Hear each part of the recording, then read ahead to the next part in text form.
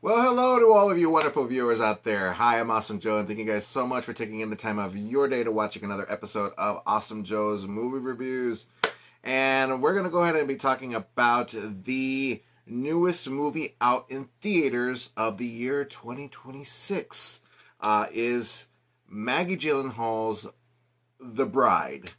And to be honest with you, they even have another name for it, which of course is a little inappropriate. I will not actually say the full entitlement of the movie, but they call it The Mother Effing Bride. And yeah, that's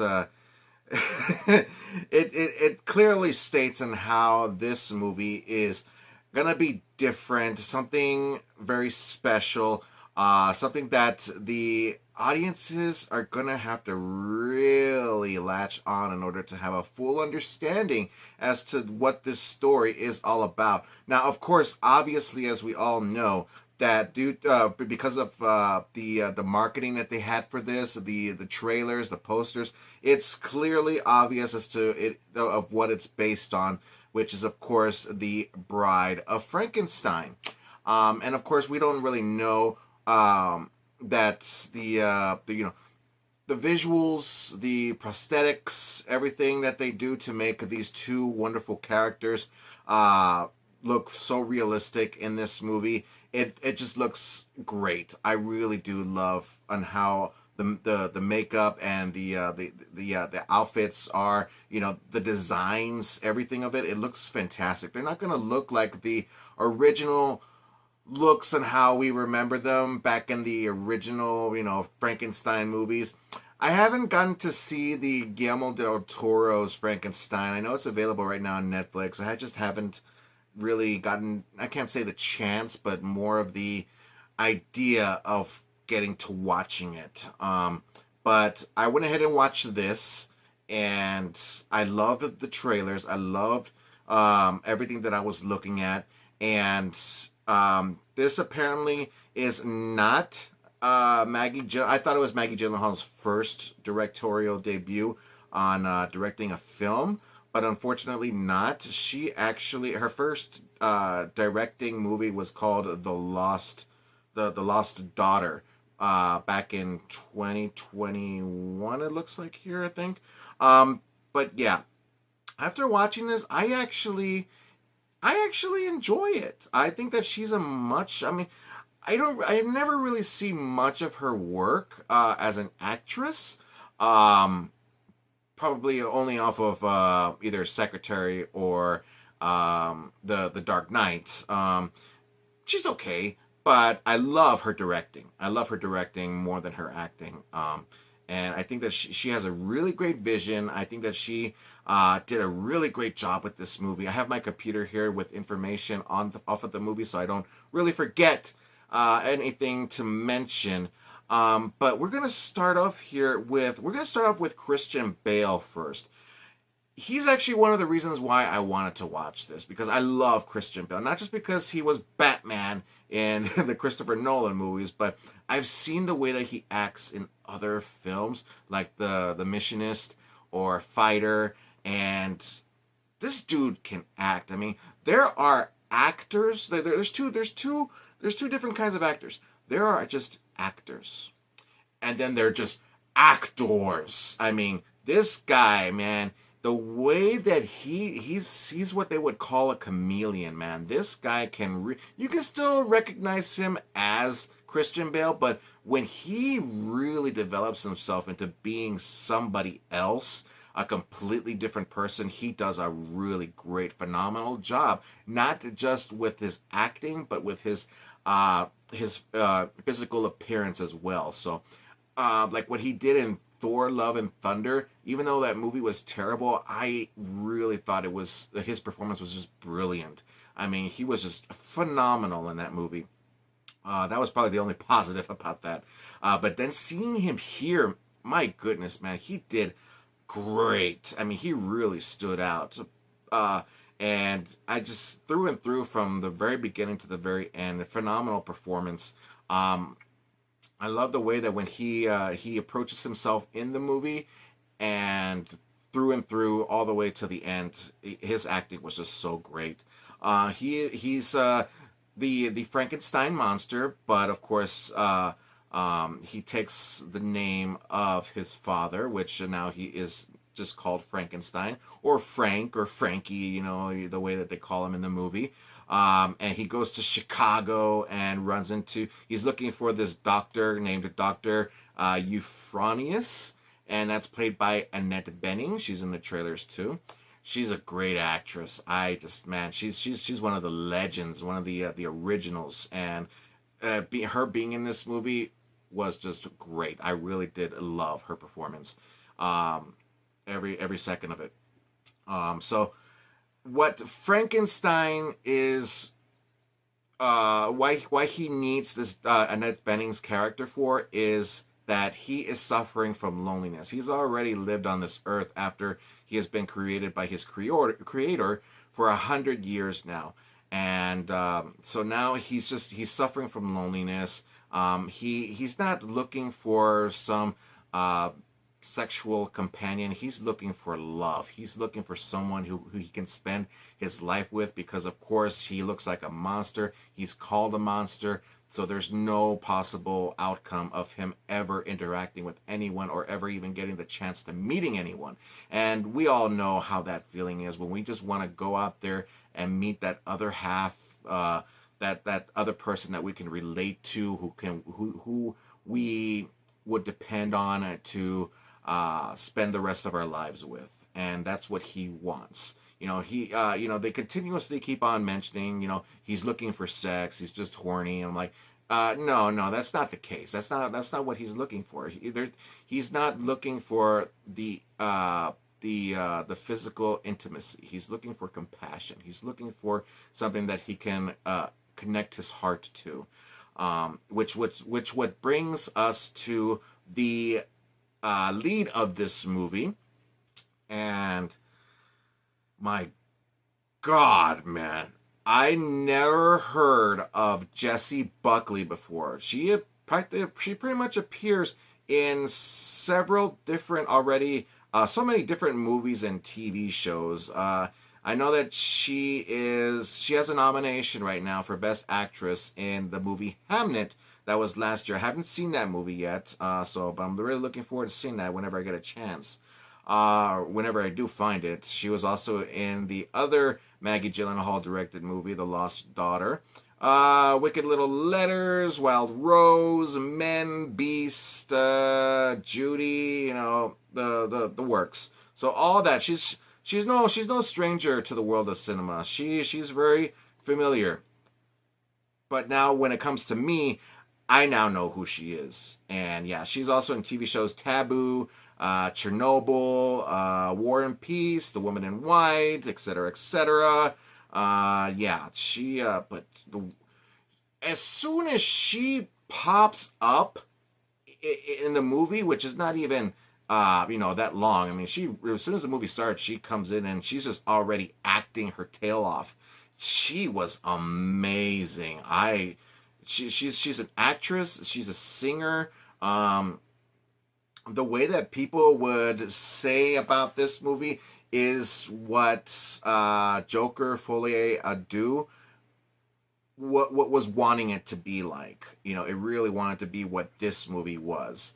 And of course, a lot of people weren't very fond of that film. I, on the other hand, I never did a review off of it, and I really should. But after watching that movie, I don't really see what people had a problem with that. I actually loved that movie. And yeah, there's a lot of comparisons in regards to this movie, to that movie.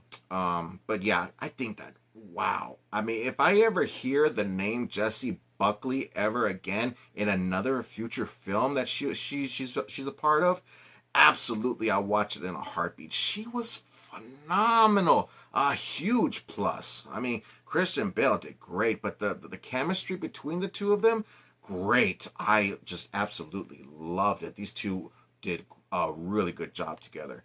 Of course, Gyllenhaal, Maggie Gyllenhaal brings her brother in, Jake Gyllenhaal, who plays the character Ronnie Reed. He is an actor in the films that Frankenstein is very, very fond of. He's like his hero. He's the one that really helped him throughout the movies to, that dragged him out of depression, that gave him some sense of hope, of life. And I really did admire the character of Ronnie Reed. And it's one of those. There's this in particular scene where these two actually interact, and it made me come to the conclusion also that, as much as you want to meet your heroes, you don't want to meet your heroes, because you'll be disappointed. You'll have high expectations, but then in the end you just realize they're just another human being such as yourself. So, we all have our flaws. We got Peter Skarsgård in this as well, who's a detective, alongside with Penelope Cruz, who's also a junior detective. This is based back in the 1930s, so they're not very fond of women. There's a lot of feminist stuff going on in this movie. Of course, it's all women lead. Which I don't have a problem with, but Penelope Cruz plays a junior detective, which of course not a lot of them take her very seriously, since she's a woman, and they didn't really have their equal rights at the time. So she was always getting put on the sideline, but she always fought her way through to make sure she got what she wanted. But yeah, Annette Bening in this, great. She was just a really great actress and performer in this.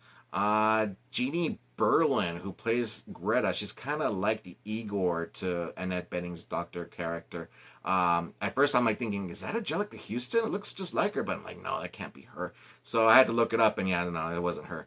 But yeah, I love, where is it at here? Who plays? Because I know bear with me here, I got a little bit lost. I know that there's who, because the Irish actress singer. No, that's not what I'm looking for here. But the way that it is narrated, I'm gonna put it on here. Who does the narration of The Bride 2026? Oops. These buttons are. Bear with me here, people. I normally don't do this, but that's the whole point of what we got. Oh yeah, Mary Shelley. Mary Shelley, who is the author of the book, the Bride of Frankenstein, and she is actually a character within this. She's actually the one who comes into the spotlight at the very beginning, and she's very much like the subconscious or the split personality of who the Bride character is.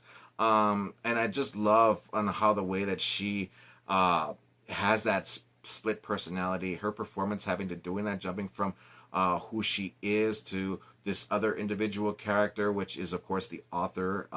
So she really does speak her mind within the story, and I loved that a lot. Now here's something that from based off of my experience from the movie, is that there was like at least maybe, because I always root for people to go to the movies regardless of what movie you're going to watch. You're gonna go watch a movie.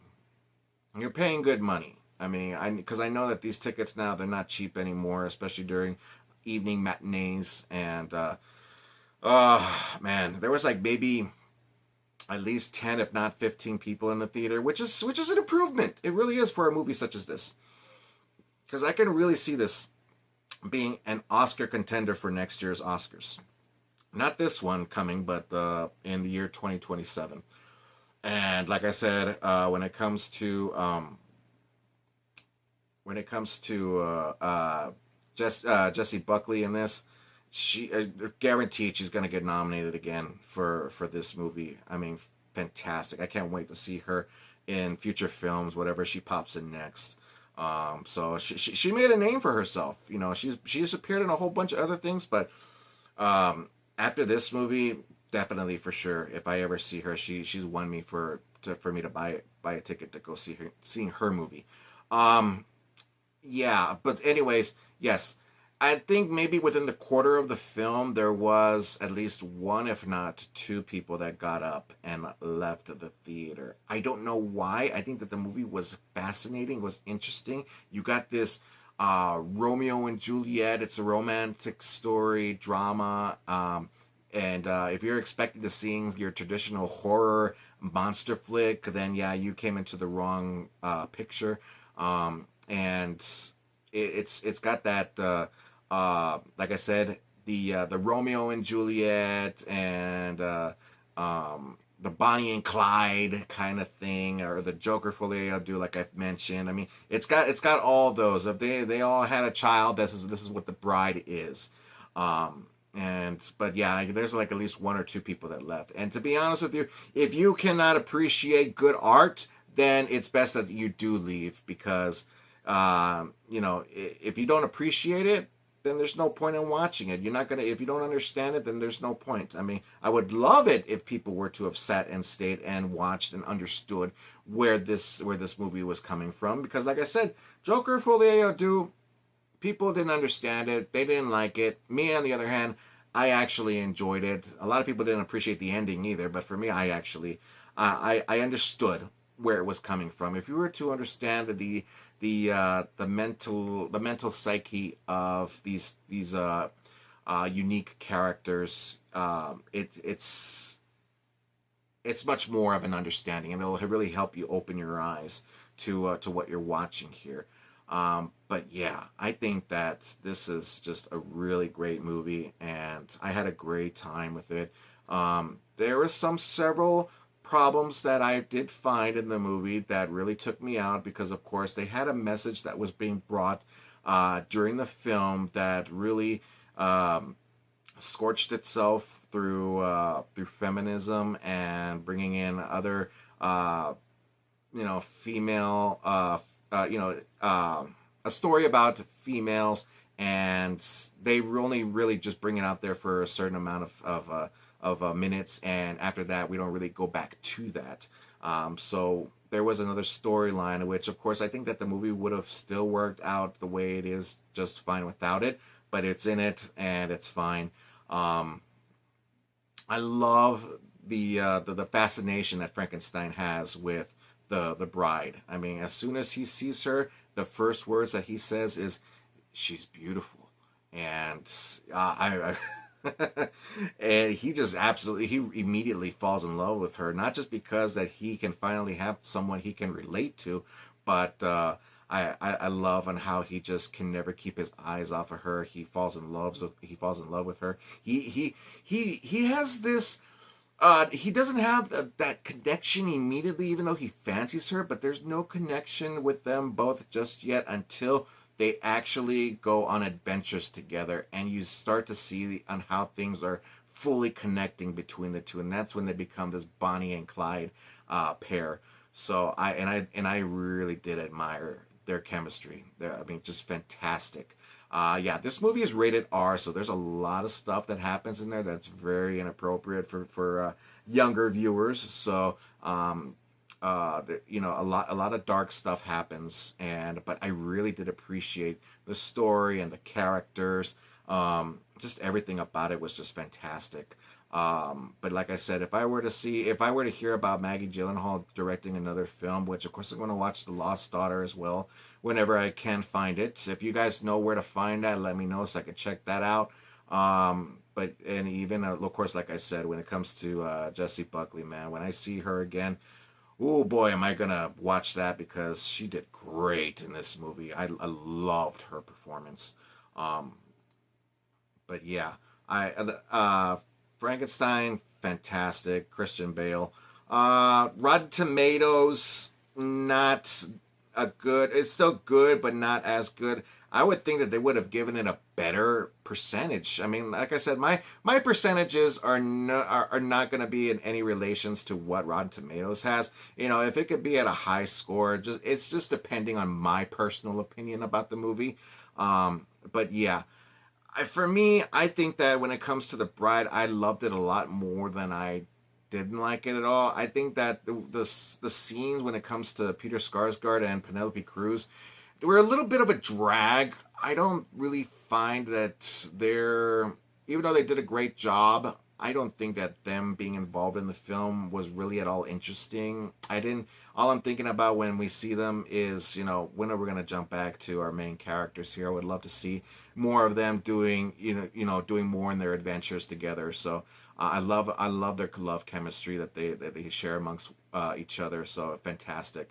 There is a scene also where the bride is willing to giving herself to Frankenstein in a more intimate sense, but then he declines because that's not what he's looking for. He doesn't want that kind of intimacy. He wants to be connected. He wants that significant other, that better half, the one that he even though that he loves her, but he doesn't fully love her until this in particular scene that happens in the middle of the film, and that's when they just really fully connect. There's also one more thing about the movie that I'd love to mention here. That's not a spoiler at all. Is the ending? It's very. It's not really much of a spoiler here, but the ending is very much like Romeo and Juliet, and they even mention the story of Romeo and Juliet being brought up into this, and it's just great. I had a great time.